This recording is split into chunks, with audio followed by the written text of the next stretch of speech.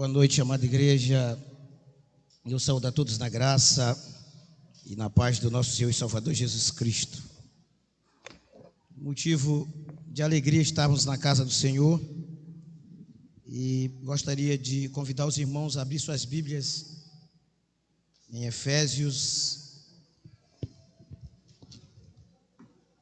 capítulo 2, do versos 4 ao versos 9.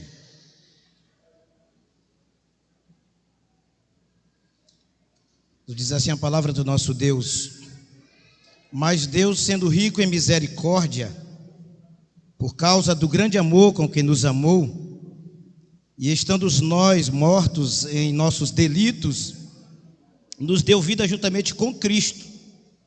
Pela graça sois salvos.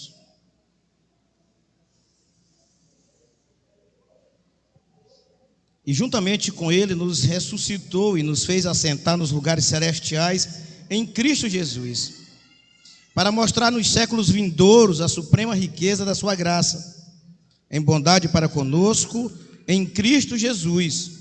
Porque pela graça sois salvos mediante a fé, e isto não vem de vós, é dom de Deus, não de obras, para que ninguém se glorie. Deus, nós louvamos o teu nome. Nós oramos neste momento, pedindo, Senhor, que o Senhor nos dê graça, o Senhor ilumine as nossas mentes na ministração da palavra, e que tudo que aconteça nesta noite seja único e exclusivamente para a tua honra e para a tua glória. Todo louvor, toda adoração seja dada ao Senhor. Por isso, meu Deus, que teu Santo Espírito, ele venha realmente ter liberdade para falar as nossas vidas nesta noite. E Deus, que o Senhor nos abençoe, que esta noite seja uma noite de salvação, uma noite, Deus, em que o maior milagre se manifeste nesta noite, o maior milagre que pode acontecer em uma igreja, que é o milagre da salvação em Cristo Jesus. Por isso, meu Deus, obrigado por ter nos resgatado da servidão do pecado, por ter, Deus, mudado a nossa história, o curso da nossa vida, e nos dado essa certeza, essa esperança, que um dia nós iremos nos encontrar com o nosso Deus. Em Cristo nós somos mais do que vencedores, que a tua palavra era acha e guarida nos corações nesta noite, e que possamos assim ser ricamente abençoados, em nome de Jesus, amém e amém.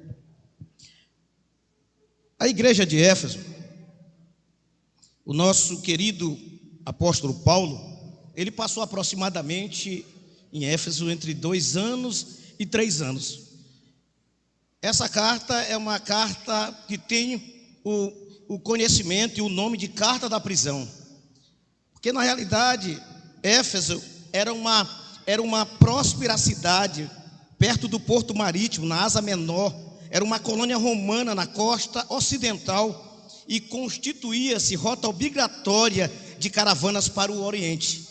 De Éfeso partiu estradas que davam acesso às grandes cidades pertencentes àquela província. A cidade estava situada a 4 quilômetros de distância do mar Egeu, junto ao rio Cáster, naquele tempo navegável com saída para o mar. Devido à sua posição geográfica, Éfeso era ponto estratégico no sentido religioso e territorial. Éfeso ele religiosamente era uma cidade pagã, e destacava-se nela a imagem do templo de Ártemis, em grego, deusa também conhecida como a grande Diana dos Éfesos, dos romanos. A vida cotidiana do povo era garantidamente influenciada pela adoração a ídolos. Havia um templo muito grande, a idolatria, os homens estavam mortos, buscando deuses. E aí Paulo, ele entra nessa história e ele vai falar dos versos 1 das bênçãos recebidas em Cristo Jesus. Mas aí no capítulo 2, no início nós vamos ver as obras do pecado na vida do homem, a obra do pecado. Então geralmente Éfeso tornou-se ponto estratégico e também para o trabalho missionário de Paulo na Ásia. De lá ele fez o seu trabalho.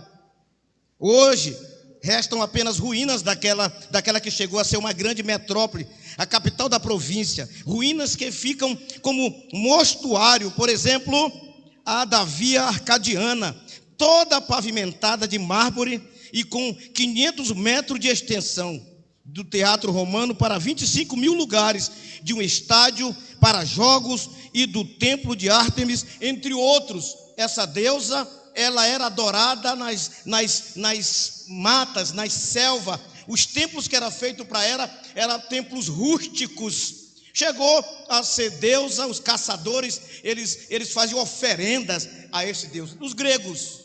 Mas os romanos acreditavam que esta deusa era a deusa dos animais domésticos, da caça. Então havia uma grande idolatria naquela época. E Paulo, ele entra em Éfeso para fazer a mudança. Na realidade, o evangelho entra naquela cidade. O evangelho chega a Éfeso e a história daqueles homens da idolatria, ela é abatida, porque agora as boas novas de salvação chegam naquele local. Do versos 1 ao versos 3, nós vemos a obra do pecado contra nós. A obra do pecado contra a vida dos seres humanos. Ele diz: ele vos deu vida, estando vós mortos nos vossos delitos e pecados, nos quais andastes outrora no curso deste mundo, segundo o príncipe da potestade do ar, do espírito que agora atua nos filhos da desobediência. E ele vai dizer: entre os quais também todos nós andávamos outrora, segundo a inclinação da nossa carne. Éramos escravos. E Paulo agora ele nos traz, a partir do versos 4, nós vemos a obra de Deus feita em favor de pecadores.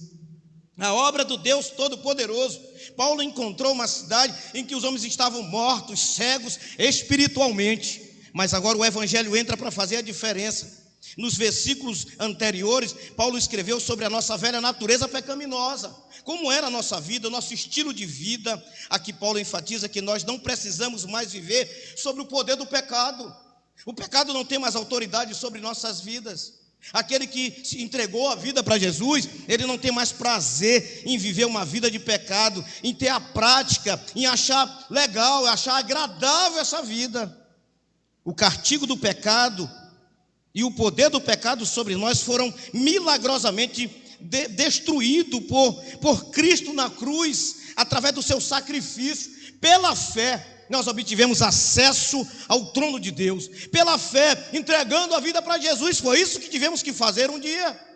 E eu me lembro que às vezes, quando o evangelho batia na porta da minha casa, quando Deus enviava um crente na minha casa, eu dizia: não, eu tenho minha religião, eu já nasci com Deus, eu tenho Ele desde pequeno. Mas as minhas práticas não condiziam com aquele que se dizia cristão. Então nós precisamos entender que a obra de Deus foi para restaurar a humanidade, porque o pecado fez separação, o pecado gerou morte, o pecado gerou escravidão. Mas Jesus Cristo veio para que nós tivéssemos vida, e vida eterna em Cristo Jesus.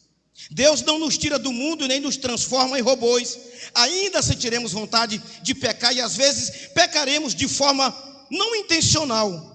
A diferença é que antes de nos tornarmos cristãos, estávamos mortos e éramos escravo desta natureza pecaminosa. E Paulo, ele fala dessa obra na vida do homem antes dele aceitar Jesus. Ele fala dessa obra pecaminosa, diabólica que estava em nossas vidas. Mas agora, quem habita em nós é o Espírito Santo de Deus. Quantos são morada do Espírito Santo nesta noite aqui? Dê um glória bem alto. Que milagre da graça de Deus. Somos tirados do grande cemitério, do grande cemitério do pecado, colocado na sala gloriosa de Deus. Fomos tirados, fomos resgatados. O dia que você aceitou Jesus, Ele te deu vida nova. E você está aqui nesta noite porque Deus te conduziu até aqui. Paulo chegou naquela cidade, e aquela cidade estava contaminada, pervertida, afogada no pecado, não conhecia Deus. Então eu quero lembrar, nós somos lembrados nesta noite, irmãos, de 4 coisas que Deus fez em favor dos pecadores. 4 coisas que Ele fez ao meu e ao teu favor. 4 atitudes de Deus a meu respeito, ao teu respeito, mesmo não sendo merecedores, mesmo não sendo dignos de salvação, mas a graça nos alcançou. O favor, nós não fomos salvos por mérito, não é porque você é bom, não é porque você é reconhecido, não é isso não. É o amor de Deus. Ele te escolheu, Ele me escolheu. Mas sabe por quê? Porque essas 4 coisas que Deus fez dos pecadores a fim de salvá-los da consequência dos seus pecados, a primeira obra de Deus que Ele fez a nosso favor é que Ele nos amou.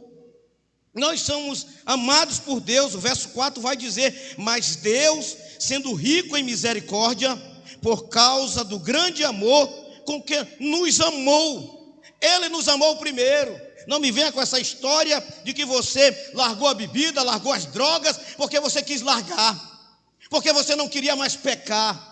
Está em nossa natureza. Quando Paulo fala de uma carne, da luta da carne contra o espírito, é uma natureza, é uma inclinação que o homem tem, que a nossa natureza tem para pecar. Mas a graça, o favor divino nos alcançou para nos fazer viver uma vida santa, uma vida afastada do pecado. E nesta noite de ceia, nesta noite de comunhão dos santos, nós precisamos sair daqui com esse entendimento que Deus é amor. Mas Deus amaria, irmão, eu queria dizer para você, Deus amaria mesmo que não houvesse pecadores, porque Ele é o próprio amor. Ele não passou a amar a partir do momento que o homem caiu, que os nossos primeiros pais pecaram. Não, Deus sempre existiu esse amor em seu coração. Ele jamais deixaria de amar, pois o amor faz parte do seu ser. O amor faz parte do seu ser, de acordo com os teólogos, irmãos. O amor é um dos atributos de Deus. No entanto, Deus apresenta 2 tipos de atributos: aquele que possui atributos intrínsecos como a vida, o amor e a santidade, que é atribuído a Ele, e aqueles que por meio dos quais se relaciona com a sua criação, especialmente com o ser humano. São os atributos relativos. Por exemplo, Deus por natureza é verdade, mas quando se relaciona com os seres humanos, se torna fidelidade. Ele é um Deus fiel, Ele é verdade, mas se torna fidelidade. Deus é por natureza santo, mas em relação ao homem, essa santidade se torna justiça. Justiça. Deus nos amou de uma forma tão especial que Ele faz um sacrifício de enviar o seu filho por homens que não faziam caso dele. Eu não queria saber de nada com Deus, eu não queria saber de nada de igreja. Mas um dia a sua graça, o seu amor, o seu favor, a sua misericórdia me alcançou. E eu creio que eu falo com homens aqui que talvez não queriam nada com Deus, mas hoje estão aqui adorando o Senhor, clamando, agradecendo pela salvação. Eu falo com uma igreja que ama a Deus e que entende que é amado por Ele. O amor é um dos atributos intrínsecos de Deus, mas quando esse amor é relacionado aos pecadores, transforma-se em graça e misericórdia. E eu já disse a vocês, graça é um favor, é uma substituição. Quem era para ir para a cruz era eu, era você. Nós não merecemos a salvação, irmãos. Não adianta encher o peito, não adianta botar a Bíblia debaixo do braço e achar que é melhor do que os outros. Nós não somos. Nós somos o que somos em Jesus Cristo.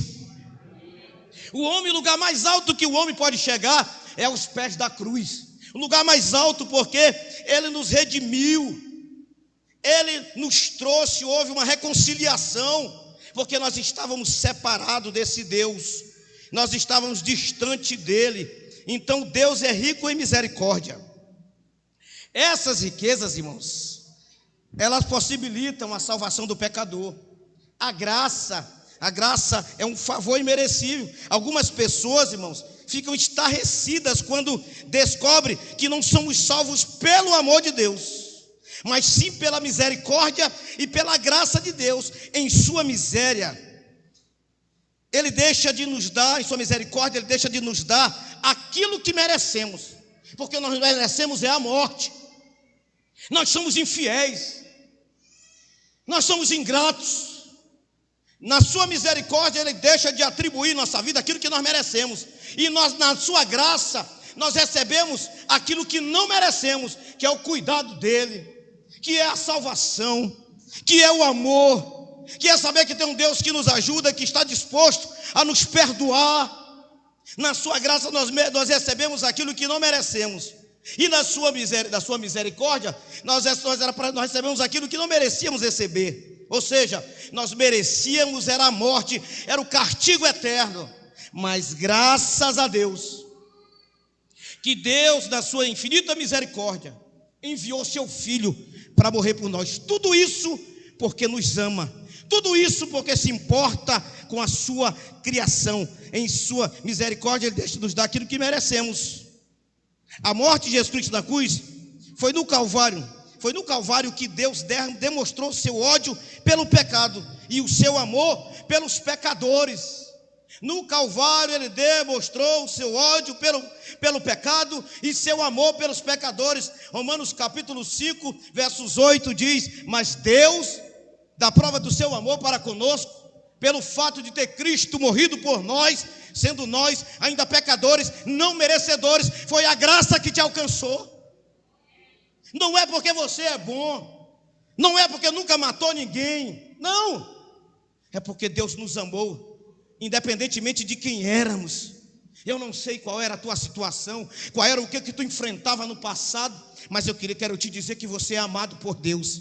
Tem um Deus que se importa com o seu povo, a ponto de ter enviado o seu Filho por homens e mulheres não merecedores. Sabe por quê? Porque o pecado, ele gerou morte, ele gerou separação, ele distanciou o homem de Deus.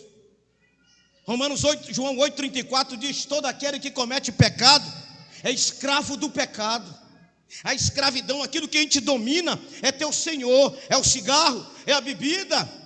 Aquilo que te domina é teu Senhor. E essa igreja que está aqui, eu creio que todos que estão aqui são dominados por Cristo, são servos do Deus Altíssimo. Todo aquele que comete pecado é escravo do pecado.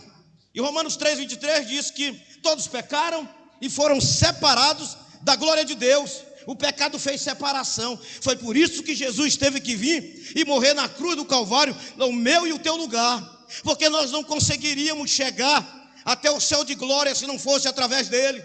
E por isso João 14,6 diz: eu sou o caminho e a verdade e a vida, e ninguém vem ao Pai se não for através de Jesus Cristo. Não existe outro meio, não existe outra maneira para chegar até o céu de glória. E o verso 5 nos diz: e estando nós mortos em nossos delitos, nos deu vida juntamente com Cristo, pela graça sois salvos. O segundo ponto que nós vamos estudar é que Ele nos vivificou e salvou. Ele nos deu vida, e a vida que Jesus nos deu é a vida eterna. A videira, lá em João capítulo 15, nos fala da videira verdadeira. E ele diz que ele é a videira e nós somos os galhos, os ramos. Não há vida no homem fora de Jesus. A vida eterna está em Jesus Cristo. João 3,16 diz que Deus amou o mundo de uma maneira tão especial, que deu o seu único Filho, para que todo aquele que nele crê não pereça, mas tenha a vida eterna em Cristo Jesus. Aquele que recebeu, aquele que acreditou, aquele que confiou, ele tem a vida eterna. Por isso ele nos vivificou e salvou. Isso significa que nos deu vida mesmo quando éramos mortos em pecado. Ele abomina o pecado, irmãos, mas ele ama o pecador. Ele deu a vida para que nós tivéssemos vida. Ele realizou essa ressurreição espiritual pelo poder do Espírito, por meio da palavra. João 17 diz: santificai-vos na verdade, a tua palavra é a verdade. Foi do poder da palavra que Ele nos deu vida, a partir do dia que você recebeu Jesus como Senhor e Salvador da sua vida. Você recebeu a vida eterna em Cristo Jesus. E os evangelhos, eles relatam que Jesus ressuscitou 3 pessoas dentre os mortos: a filha de uma viúva, em Lucas 7, a filha de Jairo e Lázaro. Ressuscitou eles. fez uma obra na vida deles, estavam no mundo dos mortos, e Deus dá a vida novamente, porque a palavra de Deus é viva e eficaz. Essas 3 ressurreições físicas, irmãos, elas retratam a ressurreição espiritual que ocorre quando o pecador ouve a palavra de Deus. João 5,24 nos diz: aquele que ouve estas minhas palavras e crê naquele que me enviou, tem a vida eterna, e não entrará em condenação, mas passou da morte para a vida eterna em Cristo Jesus. Ele nos vivificou, nós estávamos mortos, e por isso, irmão, que o mundo vai dizer para você que você ficou louco. Alguém vai dizer que te deram uma lavagem. Ainda bem que não foi um macumbeiro, foi o Espírito Santo de Deus que colocou esse amor em teu coração. O amor de Deus foi derramado, outorgado em nossos corações. Nós somos templo e morada do Espírito Santo de Deus. Mas eu queria falar para você, mas a nossa ressurreição espiritual, ela é muito maior, por realiza a nossa reunião. Não é só curar, não é só restaurar. O homem precisa ter um encontro com Cristo, para que ele possa agora, ele ter essa união com Cristo. Deus nos deu a vida, juntamente com Cristo, somos unidos com Ele, como membros do seu corpo, de modo que compartilhamos a sua vida ressurreta, de modo que nós compartilhamos o seu poder em nossas vidas. Ele nos deu a vida, mas Ele tem um propósito com tudo isso: nos amar, nos vivificou, nos deu vida. Nós éramos inimigos de Deus, porque Efésios está dizendo que Ele nos deu vida, estando vós mortos nos delitos e pecado. O pecado separa o homem de Deus, o pecado torna o homem inimigo de Deus. Tiago 4,4 diz: aquele que é amigo do mundo constitui-se inimigo de Deus. Há uma separação, mas quando nós vemos a Cristo, Ele está disposto a nos perdoar, a nos purificar. Ele tem poder para nos purificar de todas as nossas iniquidades, de todas as mazelas que o mundo está aí oferecendo. Por isso, meus irmãos, em Cristo Jesus, Ele muda a história do homem. E o verso 6 nos diz: e juntamente com Ele nos ressuscitou e nos fez assentar nos lugares celestiais em Cristo. Agora nós vemos de uma exaltação. Nós estamos aqui, o nosso corpo está aqui, mas o que é espiritual não está aqui. Foi elevado, e Ele está à direita de Deus, e nós usufruímos daquilo que Ele preparou, porque Ele não nos salvou para viver aqui. Aqui é uma passagem, irmãos. Aqui nós somos como peregrino nessa vida. A nossa morada, o nosso lugar não é aqui, é na eternidade com Deus. Mas tem gente olhando muito para o chão. Colossenses capítulo 3 diz que é para a gente olhar, buscar as coisas do alto. E às vezes eu quero elogio, às vezes eu quero melhorar, às vezes eu quero isso, mas Deus talvez está dizendo: eu não te conheço, tu não tem amizade comigo, tu não me prioriza, eu não sou a prioridade na tua vida. Ele nos exaltou, Ele nos fez assentar nos lugares celestiais em Cristo. Não somos ressuscitados dentre os mortos e abandonados no cemitério. Não somos. O terceiro ponto: Ele nos fez assentar nos lugares celestiais em Cristo. Nós não fomos simplesmente ressuscitados do cemitério de pecado, do cemitério de orgias. Nós não fomos simplesmente ressuscitados e abandonados por Deus no cemitério. Uma vez que fomos unidos com Cristo, também fomos exaltados com Ele e compartilhamos do seu trono nos lugares celestiais. Este lugar que é preparado para aquele que crê. João, capítulo 14, de 1 a 3, ele disse para os discípulos: olha, não se atemorize os vossos corações, creia em Deus, creia também em mim. Na casa de meu pai há muitas moradas. Aí ele fala para eles: se não fosse assim, eu não estaria dizendo para vocês. Agora ele traz uma promessa: eu vou e voltarei e vos levarei para que onde eu estou, vós estejais também. Ah, não é aqui a minha morada. O que eu estou construindo não é para cá. As pedrinhas que eu estou colocando não é para cá. O trabalho que eu faço, cuidando de vidas, não é aqui a minha recompensa. A nossa recompensa será naquele grande dia. Não é para cá, não é para esta vida. E Ele está preparando este lugar. E que quando nós falamos deste dia, nós falamos da escatologia, a notícia dos últimos tempos. O grande dia em que a humanidade verá, quando a trombeta soar, Jesus está voltando, meu irmão. Ele está vindo buscar a sua igreja. Nós vemos as mudanças que estão aí. Deus está preparando a sua igreja para ela se encontrar. Deus está preparando a sua noiva para se encontrar com o seu noivo nos lugares celestiais em Cristo Jesus. Assim como Lázaro, fomos chamados do túmulo para nos assentar com Cristo e desfrutar da sua comunhão. Lázaro, em João capítulo 11, ele adoeceu e Maria mandou chamar Jesus. Jesus retardou, e quando chegou já estava com 4 dias, já não tinha mais nada naquele corpo. E ele me diz onde é que ele está, e levaram ele. E ele mandou tirarem as pedras, tirar a pedra. Tiraram. Ele mandou Lázaro sair. Saiu. E em João capítulo 12, do versos 1 e o versos 2, Maria, os parentes, fizeram uma ceia. Fizeram uma ceia e convidaram Jesus para agradecer pelo que ele havia feito. Mas lá estava Lázaro sentado ao lado dele. O que é que eu posso apresentar para vocês nesta noite? É que neste grande dia também nós estaremos com ele. Neste grande dia ele vai servir o seu povo, a sua igreja, e nós vamos desfrutar da sua comunhão pela eternidade.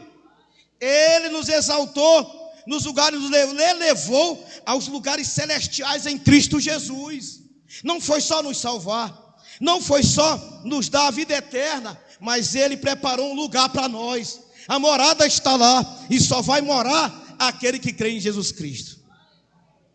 Lugares celestiais, irmãos, ele indica um nível fora deste mundo, viu?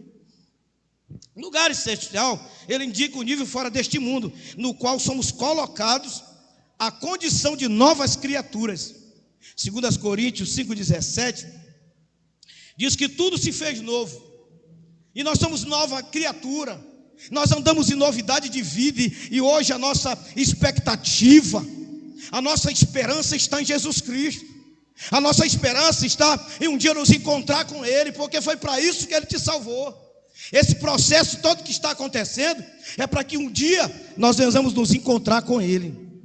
Já na vida, uma oposição celestial que acontecerá, sua plenitude na vida do Senhor Jesus Cristo, visto que estamos nele, Cristo, sendo o seu corpo místico como regenerados. Nós fazemos parte do corpo de Cristo. Agora nós vemos que Cristo, Ele morreu, e nós também morremos com Ele. Precisamos morrer para o mundo, precisamos morrer para o pecado. Segundo, Ele ressuscitou gloriosamente, e nós também seremos glorificados, ou seja, ressuscitados na vinda de Cristo. Meus irmãos, a nossa expectativa, ela precisa ser muito grande, porque quando fala de morada de celestiais, ele está falando de algo que está acima do plano terreno, acima daquilo que eu entendo, daquilo que eu posso ver, daquilo que eu posso imaginar. E Paulo, ele vai falar uma coisa em Romanos 12:2: e não vos conformeis com este século. O crente, ele não deve submeter ao sistema mundano. Quando se fala de plano de um projeto celestial, de morada celestial, é que a nossa vida, a nossa expectativa, o nosso desejo é voltado para as coisas eternas, não é voltado para as coisas humanas. Eu não estou dizendo que você não tem que trabalhar, eu não estou dizendo que você não tem que cuidar para trazer o conforto para a sua família, mas eu estou dizendo que você precisa priorizar Deus. Ele precisa ser a primazia na sua vida. Não vos conformeis com este mundo, não vos amoldeis aos padrões deste mundo, porque tem algo grande preparado para mim e para você. do verso 7 ao verso 9, para mostrar nos séculos vindouros a suprema riqueza da sua graça em bondade para conosco em Cristo Jesus, porque pela graça sois salvos mediante a fé, e isto não vem de vós, é dom de Deus, não de obras, para que ninguém se glorie, para mostrar nos séculos vindouros tudo que Deus fez enviando o seu Filho, todo o projeto de Deus, todo o sofrimento que seu Filho passou, é para que na eternidade nós possamos, a igreja, Deus possa ser glorificado através desta vitória. Ele nos guarda, o 4 ponto para finalizar. Ele nos guarda. Por que Ele nos guarda? Porque essa proteção de Deus, porque o plano dele não acaba aqui. Existe uma morada eterna, existe um lugar em que nós estaremos com Ele e reinaremos com Ele pela eternidade. O propósito de Deus a nos redimir não é apenas nos salvar do inferno, por maior que seja essa obra, irmãos, seu propósito maior ao nos salvar é que a igreja glorifique a graça de Deus por toda a eternidade. Mas talvez, quando se fala eu sou salvo, muitos entendem que é só aqui. Muitos compreendem quando fala de salvação, que não tem um plano, que não tem uma morada, que não tem um lugar preparado. E eu dizia isso, irmãos. Eu ouvi alguém dizer assim: meu irmão, curte a tua vida, e quando morrer, acabou tudo. Mas não acaba. Esta morada que estamos aqui, e quando partimos daqui, nós partiremos para uma vida melhor. Deus tem um lugar preparado para mim e para você. Observe claramente que, assim, se Deus tem um propósito eterno para cumprirmos, Ele nos guardará por toda a eternidade. E eu tenho um texto muito interessante para ler com os irmãos. Ele está em Apocalipse, capítulo 21, do 3 ao 4. Então vi um novo céu, uma nova terra, pois o primeiro céu e a primeira terra tinham passado, e o mar já não existia. Vi a cidade santa, Nova Jerusalém, que descia do céu, da parte de Deus, preparada como uma noiva, adornada para o seu marido. E ouvi uma forte voz, que vinha do trono e dizia: agora o tabernáculo de Deus está com os homens, com os quais ele viverá. Eles serão os seus povos, e o próprio Deus estará com eles e será o seu Deus. Ele enxugará dos olhos toda lágrima. Não haverá mais morte, nem tristeza, nem choro, nem dor, pois a antiga ordem passou. O lugar que está preparado para nós, o lugar que Ele preparou e que nós seremos guardados, cuidados e protegidos por Deus, é este céu de glória. E lá Ele será o nosso Deus e nós seremos o seu povo. Eu queria que o Alinaldo colocasse o hino rapidamente. É bem rápido, e eu quero que você faça desse hino a tua oração. Que haja uma expectativa no seu coração de se encontrar com Deus. Que haja uma expectativa desse grande dia, que você possa olhar para o alto e ver que tem algo grande para você. Eu quero que a igreja se coloque de pé.